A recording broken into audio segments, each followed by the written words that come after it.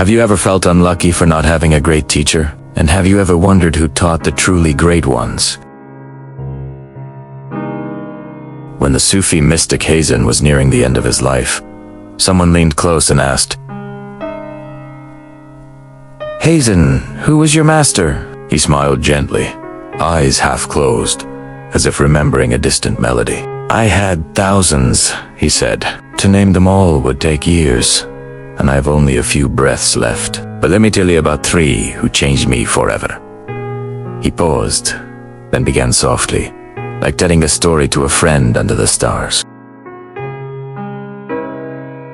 The thief. It happened long ago, when I was lost in the desert. After wandering for hours, I stumbled into a village late at night. Every door was shut, every window dark. I was tired, hungry, and had nowhere to go. Then I saw a man crouched beside a wall, quietly chiseling a hole. A thief. I asked him if he knew where I could stay. He looked up, smiled, and said, "At this hour, it's hard, but you can stay with me if you don't mind sleeping beside a thief." There was something kind in his voice, something honest. I stayed with him for a month. Each night, he would rise and say, "I am a fof to work. You rest, you pray." And when he returned, I'd ask, "Did you find anything tonight?" "Not tonight," he'd say cheerfully, "but tomorrow, God willing."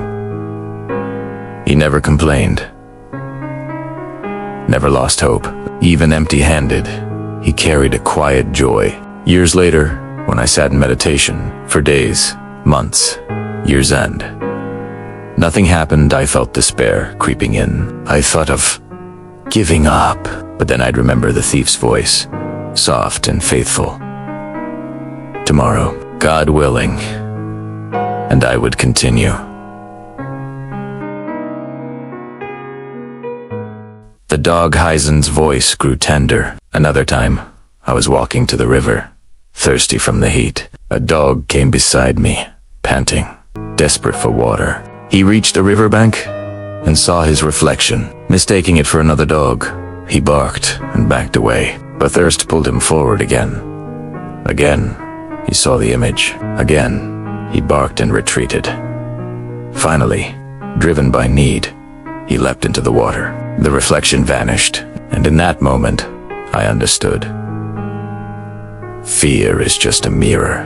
You must leap, even when trembling.